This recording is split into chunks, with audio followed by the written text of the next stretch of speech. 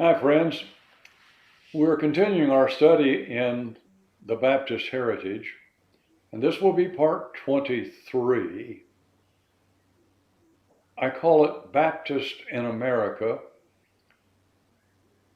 and the focus is on the time period 1850 to 1925.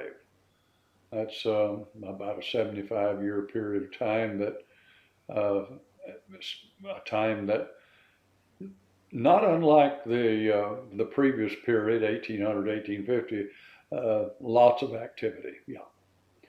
So the history of Baptists in America is so closely interwoven and affected by what was going on around them. The secular events.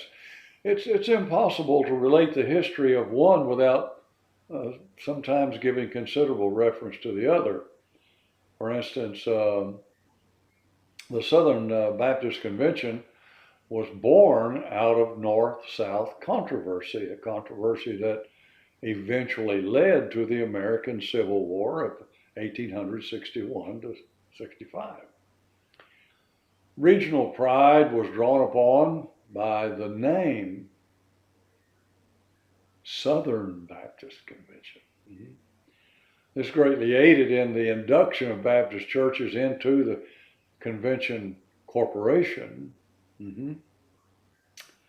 Still, the convention idea was new, and though most Baptist churches feared the very name convention, its full nature and intent was unformed largely, therefore acceptable to many churches initially. But many of them, so taken in by the novelty of it all, soon left it in disillusionment of what it was and what it was trying to do. So this 75-year period of history, besides being a period of great national turmoil in this country, beset by civil war, and yes, in this very period of time, World War One. Mm-hmm. It was a time of irrevocable decisions, a time of drawing tight the lines of division. Well, a struggle for associational Baptists to survive outside the convention system was a real problem. Yeah, because they were growing so rapidly.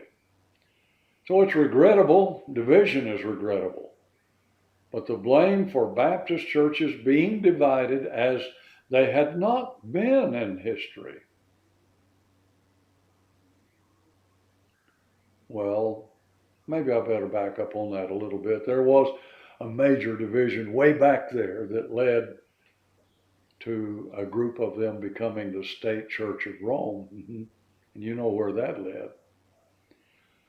Well, so here was this innovative superstructure, extra scriptural instrument and movement. And division is squarely laid at the feet of that. And all those innovators who initiated such extra scriptural methods, and as well the Baptist churches who were naive enough to be taken in by it and turn around and propagate the same thing to others. Mm-hmm. So here's some things about that period of time in our Baptist heritage. The term landmark surfaces. The term first appeared in the writings of J.M. Pendleton and his paper, The Tennessee Baptist. I think that paper was actually produced by J.R. Graves, and Pendleton's articles appeared often in it. Later, J.R. Graves used that same term, landmark, in a lot of tracts and pamphlets and other writings that he produced, so that it became pretty well forever associated with his name. So when you think of the term landmark in the South, a lot of missionary Baptist churches are called Landmark. First Landmark Missionary Baptist Church, or the Landmark Missionary Baptist Church, and so on.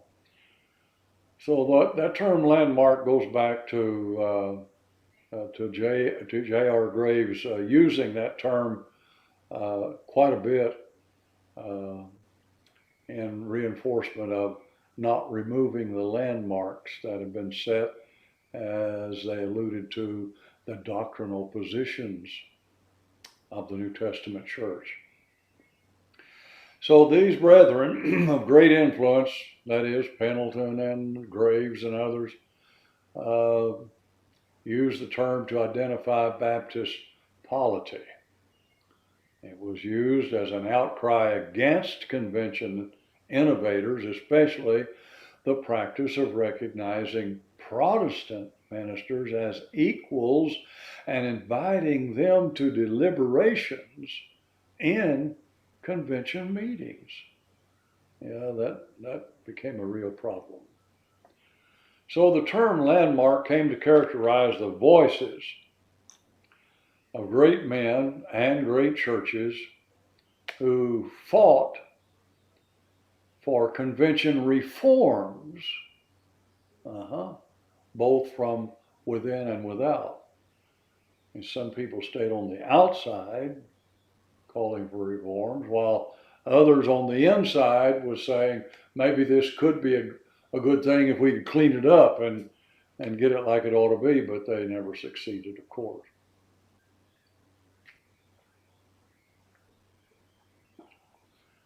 The term landmark is proudly worn by a lot of churches in the South today.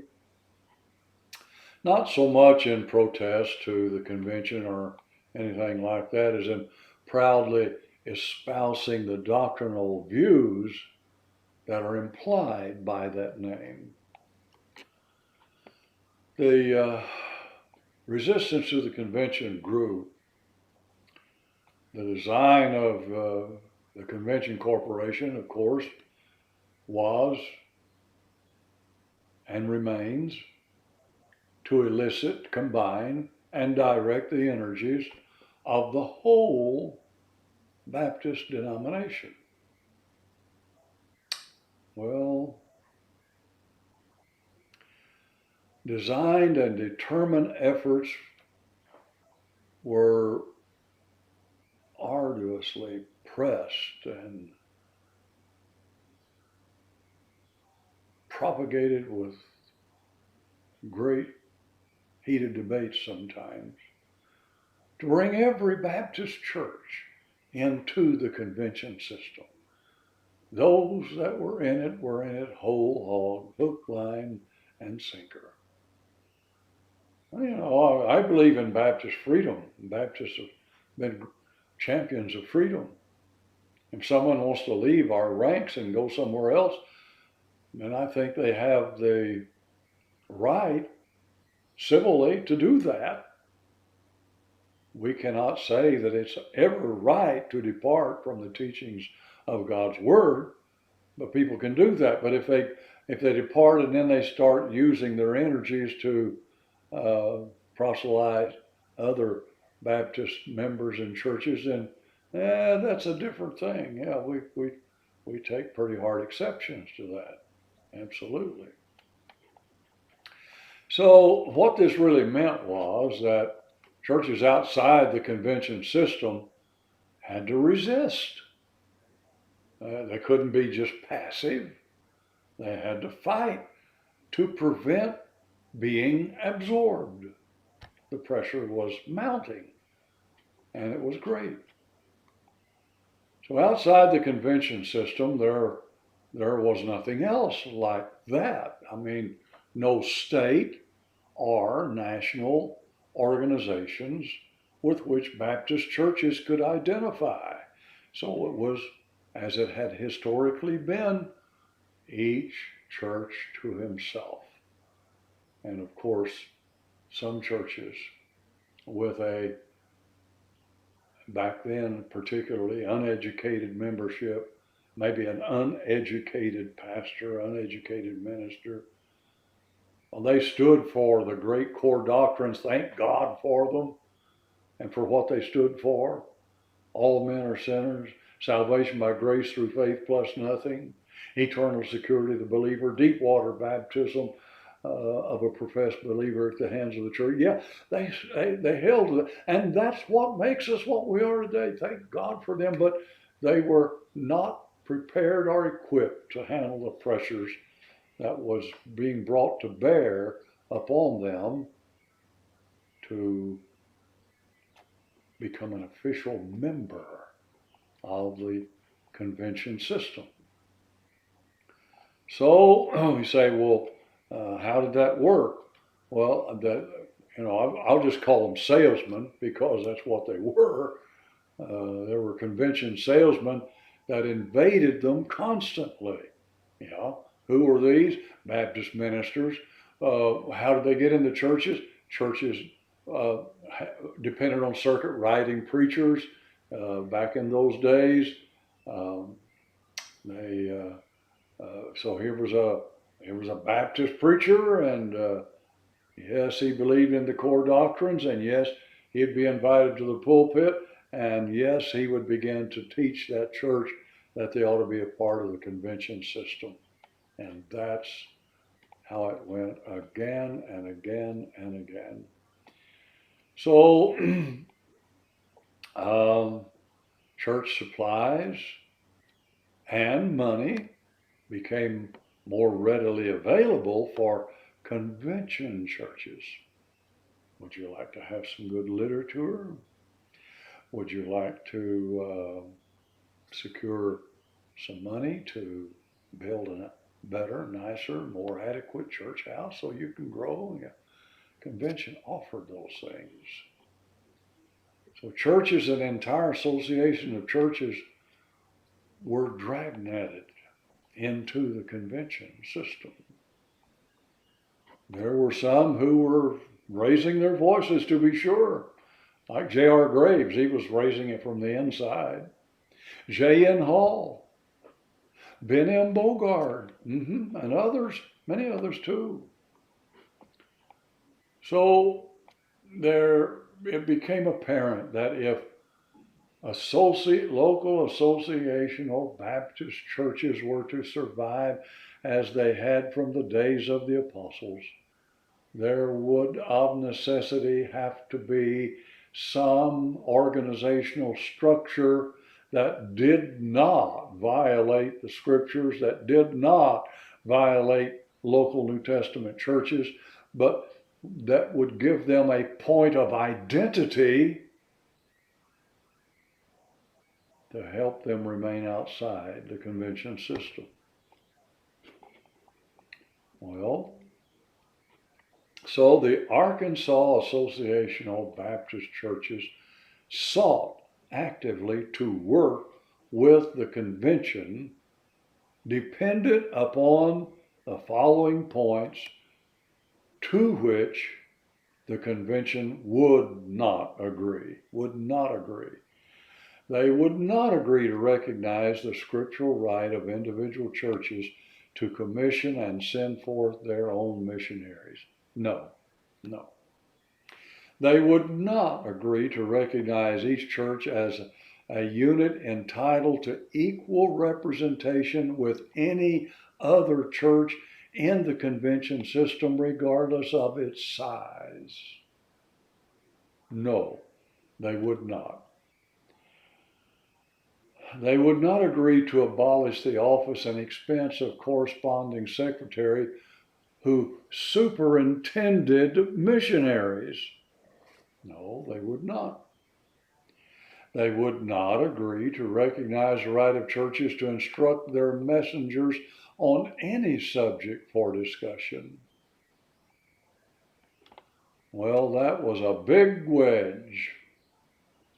Convention rejection led to the organization of the General Association of Arkansas Baptist Churches in 1902. Was this the beginning of those churches? No.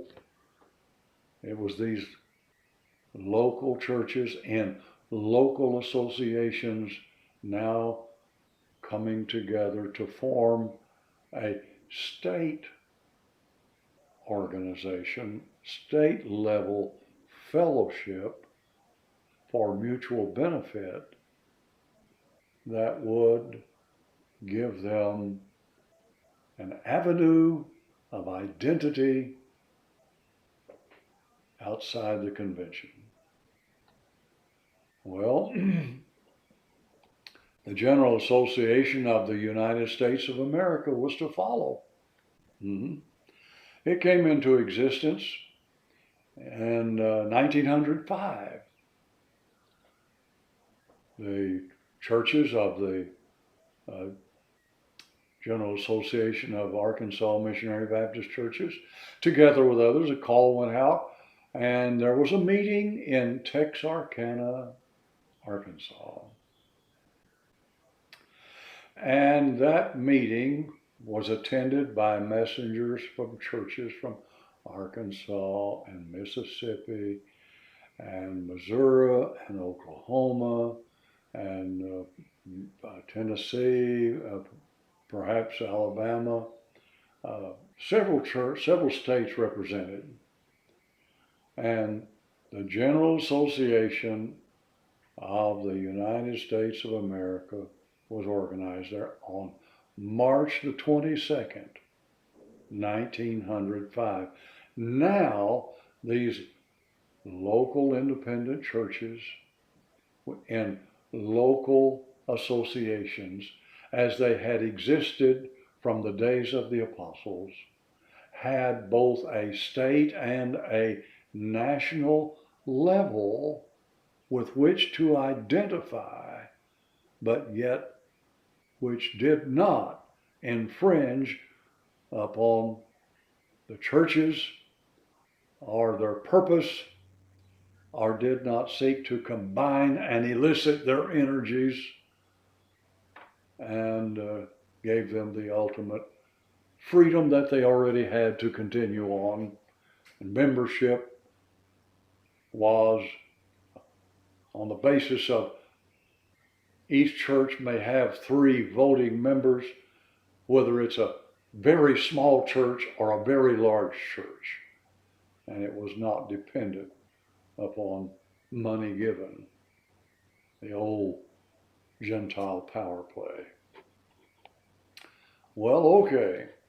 So, for the first time, things began to look a little differently, and wonderfully so, for the churches of our Lord.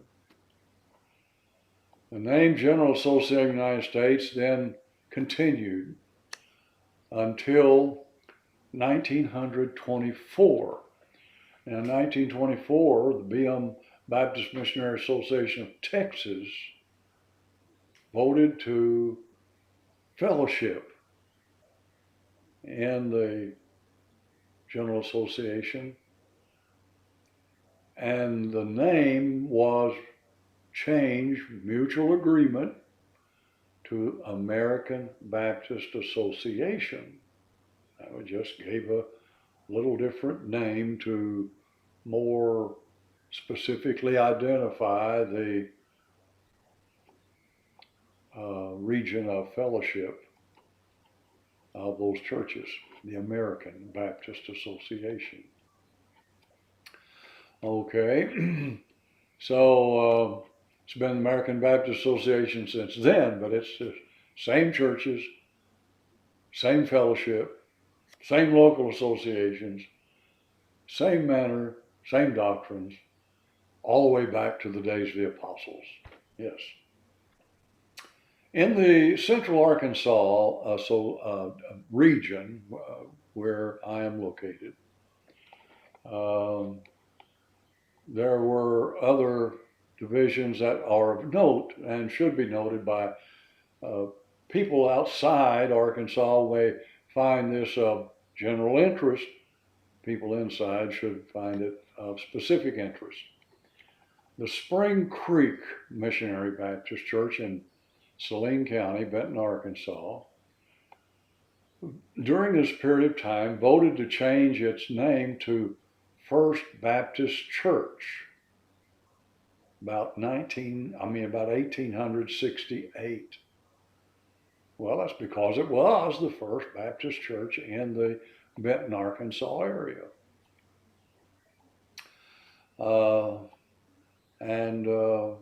It moved from what was really actually outside the Benton area. Back then was considered countryside. Now the city of Benton takes all of that in, but back then, and it moved into the Benton area, and so we'll just call ourselves First Baptist Church in the city of Benton. It continued as a part of the Saline Association, which it had led in organizing in 1836. And in 1875, the church left the Saline Association, but joined the Pine Bluff Association. And it represented by messenger there in that association up to and including 1914. In 1915, the pastor of First Baptist Church and a large portion of the church succeeding in obtaining a vote to join the convention because they had been sold on that idea. See, the Baptist salesmen were hard at work. Well, what happened? Well, the missionary Baptists who represented what the church had been from the beginning removed themselves and continued on as Spring Creek Missionary Baptist Church. And they continue to this very day. There were other things going on in the United States. The Nazarenes, for instance, 1908, P.F. Breese and a few other leaders succeeded in the uniting splintered faction of the holiness movement that had arisen around 1830. There were the Russellites came into existence. We know them as Jehovah's Witnesses. That came in about 1884 by one Pastor Russell. In 1914, there was the Holiness Movement, the Church of God, and that was pretty big in California. And then in 1925, the McPhersonites came into existence, called them Foursquare Gospel. In fact, their founder, Amy McPherson, had a significant debate with Benham Bogard in the Little Rock area back then. Well, okay, so those were things happening in the Baptist world, 1850 to 1925. There were other things going on, of course, and we will perhaps be talking about some of those things in the next segment. But attached to the outline for this period of time, you will find also a comparison. And this is just the photocopy of a tract that was written by A.L. Patterson, Secretary Treasurer of Missions of the American Baptist Association.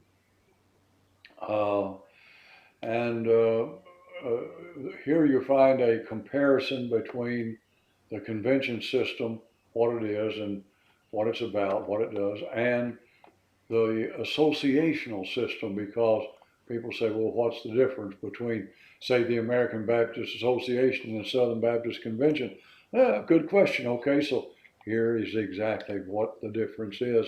And I hope you'll give some attention to it, because it does need to be understood and appreciated, or the differences that exist between them. we'll talk some more.